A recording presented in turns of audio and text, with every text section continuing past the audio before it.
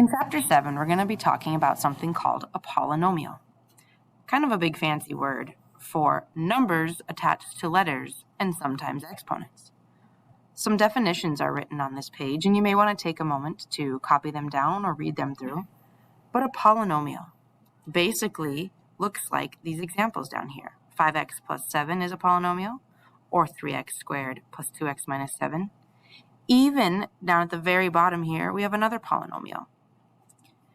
They're basically numbers attached to variables or letters that also can have exponents. Now, recall from your last chapter that an exponent is the power. So like the 3 in that first example, or down here we have another 3 or a 2. Those exponents are called degrees if they're the highest exponent in that polynomial. So down here where we have the degree of this polynomial, the highest power is a 3, so we would say it has degree 3.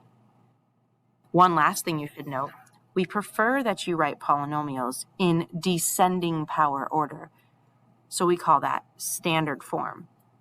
This example down here is in standard form because it has the x to the 4th term first, then the x to the 3rd, then the x to the 2, or x squared, and then the x, and then the number. So standard form will be something you'll work on in this section. Naming these polynomials become a big deal. So if we look at our polynomial of this 7, it doesn't have any variables. There's 0 of them. So we say it's degree 0, and it's a constant, just a constant number. Our next term has an x, and we don't write it, but there is a 1 degree up there. We just generally don't use our pencil to add that number 1 each time. This is what we would call a linear function. You would graph a line, kind of like your mx. The next one has a degree of 2 because the highest power is a 2. We call this a quadratic. The next one has a highest degree 3, and we call this a cubic. Finally, we have a highest degree of 4, and we call it a quartic. So we can name polynomials by their degree. Remember, the highest degree is always written first, and if you write it in that order, it would be called standard form. We also can name a polynomial by how many terms it has. So here we see we just have 4x. There's one chunk of data, if you will. That's called a monomial, standing for one term. Now we have x plus 7. We've got the x term and the 7 term. We call this a binomial. Now we can see we have a negative 5x to the 3rd, an x squared, and an x. There's 3 terms, and as you can probably guess, we call this a trinomial. And finally, we have a polynomial with a 4th power. So we have 4 terms. We just call this one a polynomial. You can have lots of numbers of terms, so after 3, we start to just refer to them as polynomials. Now, when we talk again about standard form, remember that means writing them with the highest degree first. So here we have our x to the 3rd term is the highest. It's important that you bring that coefficient or number out front with it. So we have our negative 3x to the 3rd plus 6x squared plus 7. Or in part B's case, you would want your x to the 2 power first, but you can't forget to bring that negative with the 8. With the 2x, since it's the next degree down with a 1, remember we think of this as a 1 degree, we want to bring a plus 2 since that is a positive 2. That is writing polynomials in standard form. We also want to be able to combine like terms. So we have some algebra tiles you can look at, and sometimes we refer to x squared tiles as looking like an actual x squared, like a squared term or a square blue square right there. If I had 3x squared and 1x squared, I have a total of 4 of those. Or if I look at the x terms, they look at these little green terms here. I've got 4 x's and 2 x's, so together those are like terms, and I could combine them to make 6 x's. Finally, for just single numbers, we generally refer to those as just little unit tiles. And here you can see there's 5 of them. There's no other common term, so I don't have to combine it with anyone. But here our final answer down at the very bottom would say we've got 4x squared, 6 x's, and 5 unit tiles. Notice how we write it in standard form. So let's practice. Here we have a 4x squared. Oops. Here I have a 4x squared and a minus an x squared. That's going to give me 3x squareds. That negative sign would take away one of your x squareds. But then, if I had a negative 3x and a positive 3x, that would cancel. Because if you had negative 3 and a positive 3 and added them together, you'd have 0. So our final answer is 3x squared.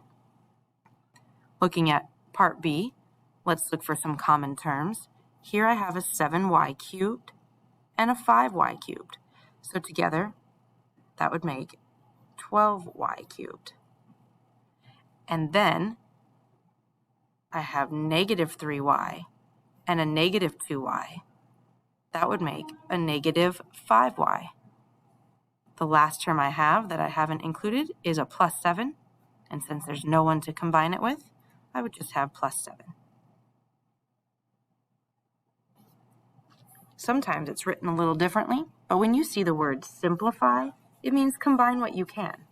So let's combine what we can, our like terms that is, and write the answer in standard form.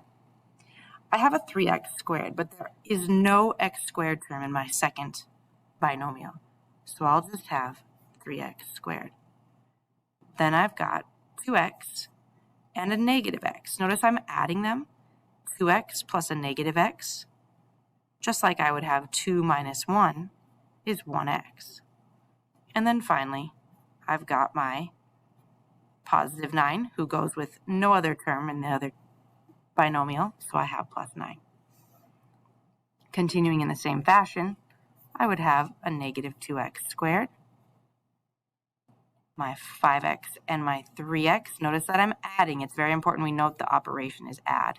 Would make my 8x, and a negative 7 and a positive 7. If I added those together, would make 0. So there's my final answer, negative 2x squared plus 8x. One thing to be careful here on is now we're going to subtract. So subtracting with numbers, no problem. You probably can take 7 minus 2. But what if it was 7 minus negative 2? 7 minus 2 is 5, but 7 minus negative 2 is actually 9. Because remember, subtracting is adding the opposite. Some of you might have heard keep, change. That can be your common error. When you are subtracting, it's important to watch for subtraction sign. So watch for negatives and apply the subtraction to all terms. Let's try an example here. So if I were to look at my common terms again, I would see I have a 6x squared and a 3x squared, but I am subtracting them. So I might write them 6x squared minus 3x squared. And I could set them next to each other so I remember to subtract. Of course, I know that will give me 3x squared. Then my next term, I would have 3x take away 5x. So I'd have a positive 3x take away 5x. That takeaway comes from the subtraction between my terms. Well, 3 take away 5 is negative 2x. And finally, I've got a negative 2 minus negative 8. Negative 2 minus negative 8 will give me a negative 2 plus 8, which would actually be a 6. That subtraction sign will definitely throw you off, so be very careful. A second method you can do might remind you of your older days in elementary school. You can line up your 6x squared minus your 3x squared use parentheses here, and your 3x in the first term, your 5x here, and your -2 and your -8, and you can stack them on top of each other. However, this negative sign still needs to be applied to all of those. So 6 take away 3 is 3, 3 take away 5 is -2, and -2 take away a -8 is a +6. Depends on which method you like best.